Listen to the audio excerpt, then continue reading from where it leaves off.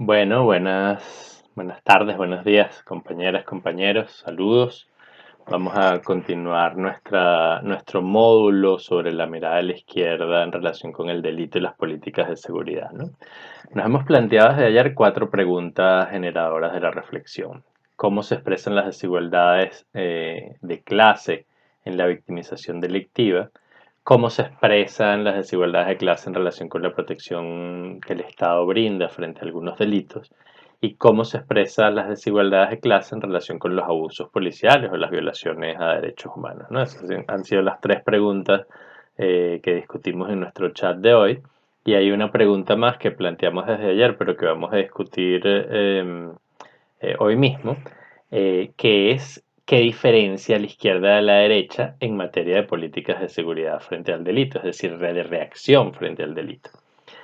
Las cuatro preguntas comparten una médula, que es el tema de la desigualdad y la selectividad del sistema de justicia penal, ¿no?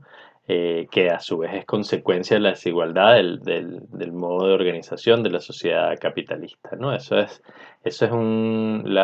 cuatro preguntas de alguna manera se articulan en este tema de la igualdad y la desigualdad, que al mismo tiempo es un tema central, digamos, en la definición de lo que es la izquierda y en las miradas de la izquierda y en sus diferencias en relación con las aproximaciones de la derecha, ¿no?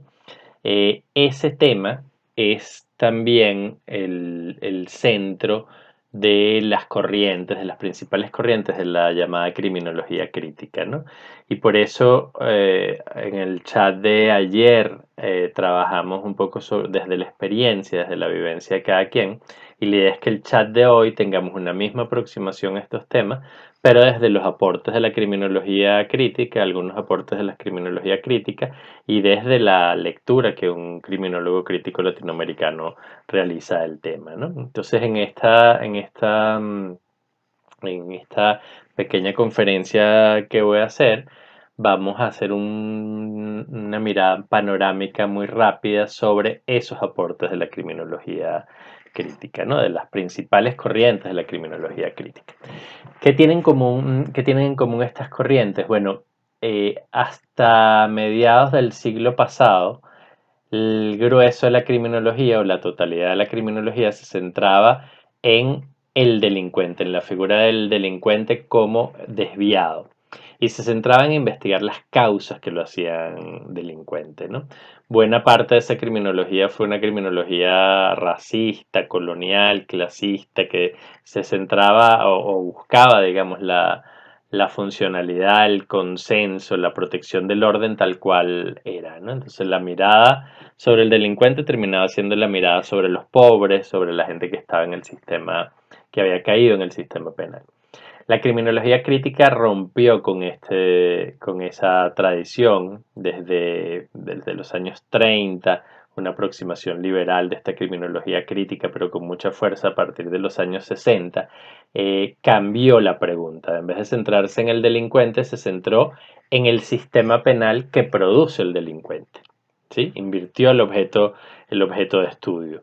Dejó de centrarse en la persona que cometía delito como desviado y como amenaza social para investigar el sistema penal y la sociedad en la que se creaban esas personas, ¿no? Para comprender cómo funcionaba ese sistema, cómo funcionaba la policía, los jueces, las cárceles, la cultura que ayudaba a reproducir la desigualdad y que creaba unos tipos de delitos y de delincuentes, ¿no? Esas corrientes que tienen en común una crítica muy dura, muy profunda a la represión penal en el sistema capitalista, la función que tiene la represión penal en el sistema capitalista, ¿no? Y aunque tienen diferencias entre ellas, tienen esto que les estoy diciendo como elementos comunes, ¿no? Bueno, una primera corriente que conforma la criminología crítica es el abolicionismo. Eh, Algunas ideas centrales del abolicionismo son, la primera, la fundamental, es el diagnóstico de la ineficiencia y la ineficacia de la cárcel y del sistema penal todo para reducir los problemas que lo justifican. Hay distintas tendencias o corrientes en el abolicionismo. Algunos plantean solo la abolición de la cárcel, otros de la abolición del sistema penal completo, ¿no? Ustedes habrán escuchado la frase que la cárcel es una universidad del delito, ¿no? Es una frase común que sale en los periódicos, que se repite. Bueno, esa frase se está repitiendo desde hace 300 años. Digamos ya que en las cárceles francesas de hace 300 años, cuando se inventaba un nuevo tipo de cárcel, un nuevo tipo de prisión, ya los análisis decían lo mismo. ¿Por qué? Porque bueno, la gente entra a la cárcel por un pequeño delito y sale, el drama que vive en la cárcel, pues sale convertido en un delincuente profundizando su trayectoria delictiva, ¿no? Así que el sentido de la cárcel, que se supone que es rehabilitar, la gente tiene un castigo para que modifique su conducta y se rehabilite, esa es formalmente la justificación, queda totalmente desmentido por la experiencia de la cárcel, porque en efecto es una universidad del delito, ¿no? Entonces, bueno, esto es parte del diagnóstico de los abolicionistas, pero no solo en relación con la cárcel, sino con el sistema penal, ¿no? Diagnostican además de que no funciona el sistema penal en el contexto del capitalismo, diagnostican todos los problemas que genera, es decir, todos los problemas asociados al uso del sistema penal, a las policías, a la cárcel, a la severidad de las leyes penales, ¿no? Todo el dolor que generan, además de que es ineficiente, generan dolor, están asociados a abusos, a violaciones a derechos humanos, ¿no? Em, Parte de las críticas que hacen los abolicionistas también es que señalan que el sistema penal expropia los conflictos y la resolución de los conflictos de sus protagonistas y se los entrega a expertos, expertos en el Estado, jueces, fiscales, defensores, abogados, ¿no? Y le quita a las personas, a los colectivos, la posibilidad de resolver sus conflictos, ¿no? Quedan expropiados y pasan a resolverse en otros lenguajes, en otros códigos que son los legales y que son ajenos a la gente, ¿no? Y que al quitarle la posibilidad de resolver sus conflictos de alguna manera les expropian soberanía. Eh, en las propuestas del abolicionismo, además de la abolición de la cárcel y, como decía, en algunos casos el sistema penal todo, se plantean alternativas al sistema penal, ¿no? La principal alternativa sería formas de justicia restaurativa, que no son justicia de venganza, sino justicia que intenta reparar el daño que se causó. Una persona ofende a otra cometiendo un delito, robó una bicicleta, pues la solución es devolver la bicicleta. Una persona dañó una propiedad, la solución es devolver la propiedad y que eso sea producto de un proceso de conciliación y de procesamiento del conflicto por las propias partes, ¿no? Eso supone una apuestas por lo local, por los autocontroles comunitarios y locales, ¿no? Propone también el abolicionismo la despenalización progresiva de conductas, es decir, muchos hechos que son delitos podrían no ser delitos. Y al no ser delitos, entonces, aunque tengan algún nivel de conflictividad, no son procesados por el sistema penal. Esa es, digamos, un paneo muy rápido de las propuestas de los abolicionistas. Otra corriente surgida entre los 70 y los 80 en Inglaterra es el llamado realismo de izquierda. El realismo de izquierda parte del diagnóstico del impacto que tiene el crimen en las comunidades populares, en los espacios de vida de la clase trabajadora. Y se refiere en particular a la violencia intraclase o a los delitos que cometen pobres contra pobres.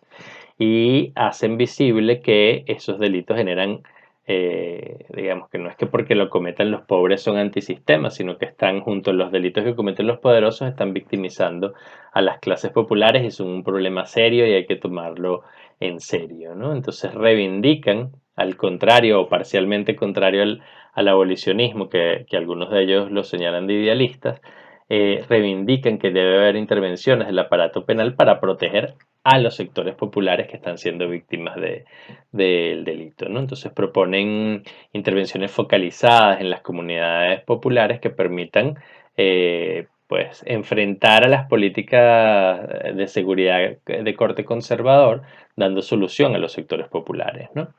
Como decía, eso implica relegitimar el Estado y ahí hay una diferencia con el abolicionismo, aunque también son muy críticos del funcionamiento del sistema penal en el contexto capitalista y plantean límites importantes, ¿no?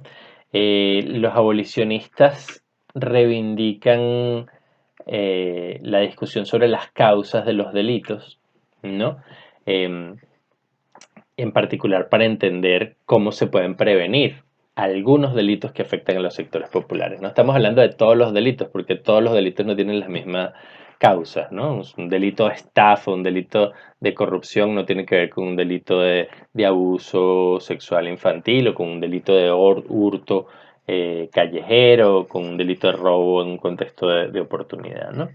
Ellos se centran en algunos delitos callejeros que victimizan a los sectores populares y echan mano de algunas ideas de la sociología norteamericana, de tradiciones que no son propiamente de izquierda, pero que son interesantes para explicar eso.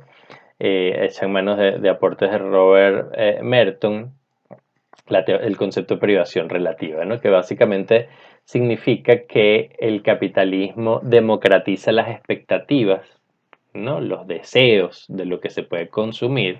Todos vemos las mismas propagandas y todos terminamos deseando lo mismo, lo que se supone que es bueno, pero en un contexto de desigualdad radical. Entonces, al democratizar las expectativas, pero las condiciones materiales de existencia son tan radicalmente distintas, generan unas frustraciones, digamos, que se pueden convertir en violencia o que están en la raíz de la violencia, ¿no?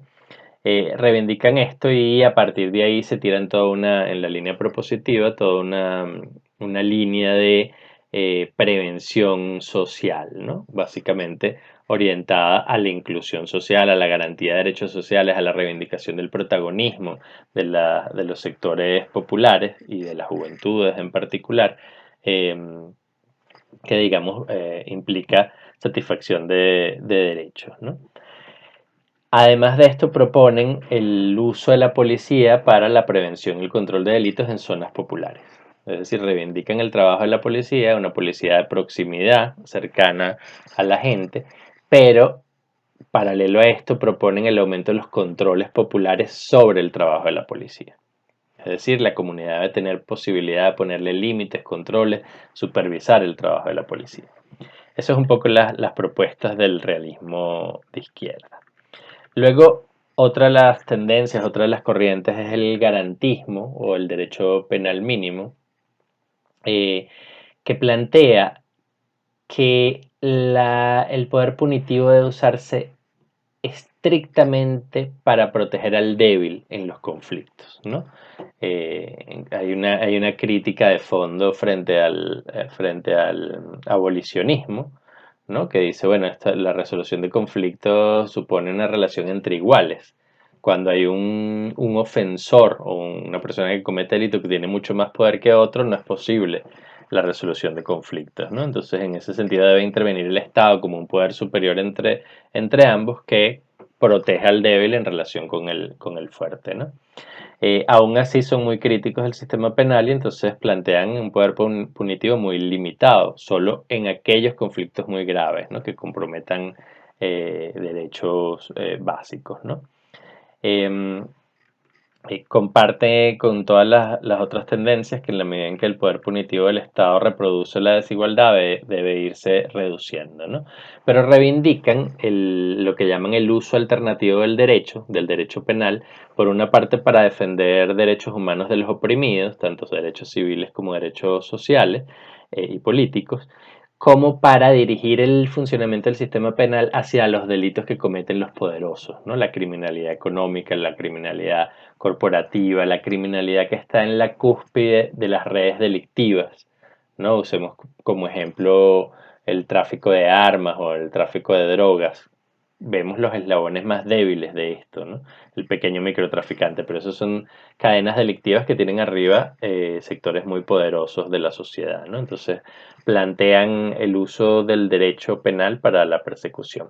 Y en paralelo plantean la despenalización o la contracción del sistema punitivo para ir excluyendo distintos sectores y delitos que no deberían ser delitos, ¿no? Por ejemplo, el aborto o el consumo de drogas o la producción incluso de algunos tipos de drogas, ¿no?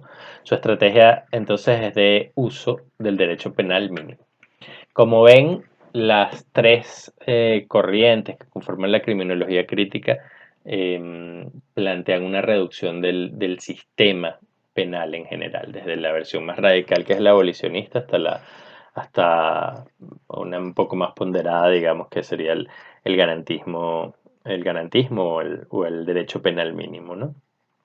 Todas tienen en común un planteamiento de reducción del sistema penal por sus efectos negativos y por su fracaso, ¿no? Es decir, porque no cumple lo que promete, no reduce los delitos, ¿no? Bueno, eso es un panorama muy, muy, muy rápido de lo que son las principales ideas de la criminología crítica y otras tendencias más de origen liberal, pero que han sido muy importantes en la criminología. Hay un autor de finales de los años 30 que se llama Sutherland, que visibiliza los delitos de los poderosos, lo que conocemos como delitos de cuello blanco, ¿no? Decía, bueno, es verdad que los delitos de los pobres o los delitos callejeros suelen causar mucho daño, pero se sorprende, o eso es lo que planteaba en su texto, de que los delitos de los poderosos fueran invisibles, ¿no?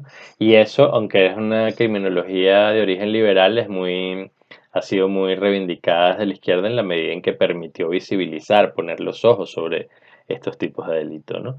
Hay otro autor de apellido Becker, que plantea la teoría del etiquetamiento, ¿no? Decía en sus análisis que la reacción social termina creando delincuentes, es decir, termina construyéndose estigmas en relación a un tipo de personas, y esos estigmas hacen que se corten sus trayectos vitales y terminen en personas encerradas y convertidas en delincuentes. ¿Cómo funciona el estigma de los que muchos de ustedes hablaron hoy, que funciona en la policía? Bueno, paran más a los morenos que a los blancos, paran más al chamo con estética de barrio. Es un muchacho en camiseta, en una motochina moreno, es parado automáticamente por la policía, porque el estigma es que es un delincuente, ¿no? Así funciona no solo con el sistema de justicia penal, sino con la propia sociedad, el etiquetamiento termina conformando a los delincuentes, ¿no? Como ven, muchas de estas ideas forman parte de los temas que ustedes plantearon en el día de ayer, ¿no? Por ejemplo, delitos que afectan a los sectores populares y que son muy importantes, el robo en las camioneticas. Bueno, una política de izquierda, según el realismo de izquierda, tiene que comprender cómo funciona eso y tener políticas específicas para esto, ¿no? Todo el tema de los abusos policiales, digamos, estaría condenado por cualquiera de las corrientes de la criminología crítica, en la medida en que, por un lado, es absolutamente ineficaz para reducir los delitos. Eso está más que demostrado con investigación empírica. Por otro, victimiza fundamentalmente los sectores populares, es decir, reproduce desigualdad, ¿no? Y manda mensajes políticos de contención de los sectores populares, desmoviliza los sectores populares, le obstaculiza su posibilidad de protagonismo, ¿no? Porque la violencia tiene un efecto neutralizador, de contención, de desarticulación, de desorganización, de desmovilización, ¿no? Bueno, como decía, algunos de los debates que ocurrieron en el chat de ayer pueden ser leídos a partir de estos aportes que mencionamos, y pueden servir también de contexto para pensarnos políticas de seguridad desde la izquierda, ¿no? Hay unas cosas que son muy evidentes. Mientras las políticas de seguridad de la derecha apuntan a más represión, es decir, más policías, más leyes penales, más sanciones más severas en las leyes penales, más uso de la justicia penal, más cárceles, más mano dura, en síntesis, ¿no? Policías militarizadas, persecución a las cadenas más bajas de los delitos, microtráfico, etcétera, ¿no? Que terminan expresando lógicas clasistas y racistas, porque llenan a las cárceles de pobres, ¿no? Uso intensivo de la violencia letal, detención preventiva aumentada, es decir, te detengo mientras investigo, ¿no? Mientras eso es así en las políticas de derecha, las políticas de izquierda, a partir de las aproximaciones de la criminología crítica, se plantean un sistema penal más reducido, con menos cárceles, con menos delitos que impliquen privación de libertad, con menos policías, o con una policía en todo caso más cercana a la gente, ¿no? Se plantea la prevención social, centrada en algunos delitos, y en vez de la mano dura se plantea la mano justa, ¿no? El uso, sí, del sistema penal del Estado para proteger a los débiles, pero en el marco de los derechos humanos, ¿no?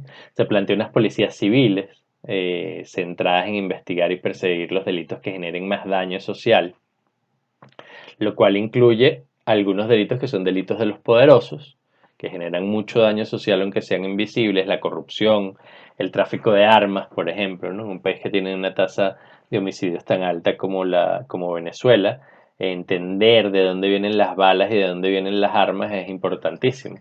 Y cuando uno se mete un poquito en ese tema, descubre que viene de grupos de poder, de sectores de generales, por ejemplo, porque el grueso de las balas en Venezuela las fabrica Cabin. Y cuando se hacen las autopsias, la gente muere con balas fabricadas por Cabin. ¿Y cómo llega una bala Cabin a un barrio? Bueno, sale de las Fuerzas Armadas, ¿no? Esto lo pongo como ejemplo de delitos que nos afectan a todos, que tienen mucho impacto y generan mucho daño social, pero solo vemos las capas bajas y no vemos las capas altas, ¿no? Una política de izquierda tendría que ir sobre las capas altas, ¿no? De esa estructura delictiva, sobre los delitos de los poderosos que generen más daño social. La izquierda se plantea, por supuesto, políticas de respeto a los derechos humanos y prioriza la libertad, el juzgamiento en libertad y la libertad por sobre la detención, ¿no? Eso es, en líneas muy, muy gruesas, una visión panorámica tanto por los aportes de la criminología crítica como por algunas ideas enfrentadas o que confrontan a las visiones de derecha y de la izquierda en materia de política de seguridad. Este es el contexto y como les decíamos antes, este módulo arranca por aquí, un módulo de qué hacer en casos de abuso policial, porque nos parece muy importante contextualizar la violencia policial en estos debates, ¿no? En estos debates que explican por qué ocurre la violencia policial, que explican el carácter de clase de la violencia policial y también nos señalan una ruta de hacia dónde debemos avanzar. Debemos defender casos concretos que permitan visibilizar la violencia policial y recuperar, restaurar, restituir los derechos de las víctimas al tiempo que debemos plantearnos cambios en la política de seguridad y en toda la política criminal y en todo el uso del aparato penal en Venezuela para no estar solamente poniendo trapitos de agua tibia sobre un problema que tiene mayor magnitud. Y más allá de la política de seguridad debemos plantearnos, debemos politizar el trabajo de derechos humanos en el sentido de entender que los derechos humanos se violan cuando hay radicales asimetrías de poder, ¿no? Cuando hay desigualdades radicales de poder, cuando hay radicales desigualdades de riqueza y de estatus, ¿no? Eso hay que visibilizarlo para enmarcar, o al menos así lo vemos desde Surgentes, la militancia desde los derechos humanos desde una perspectiva de izquierda, que es la perspectiva del movimiento popular al que pertenecemos. Bueno, este es el abreboca de la clase que aspira a animarlos y animarlas a hacer las lecturas. Ojalá, además de la obligatoria, algunas de las lecturas optativas. Y que en el debate que vamos a tener hoy a las 4 de la tarde, pues podamos plantearnos las discusiones haciendo uso de estas referencias. Les mando un saludo y nos vemos en un rato.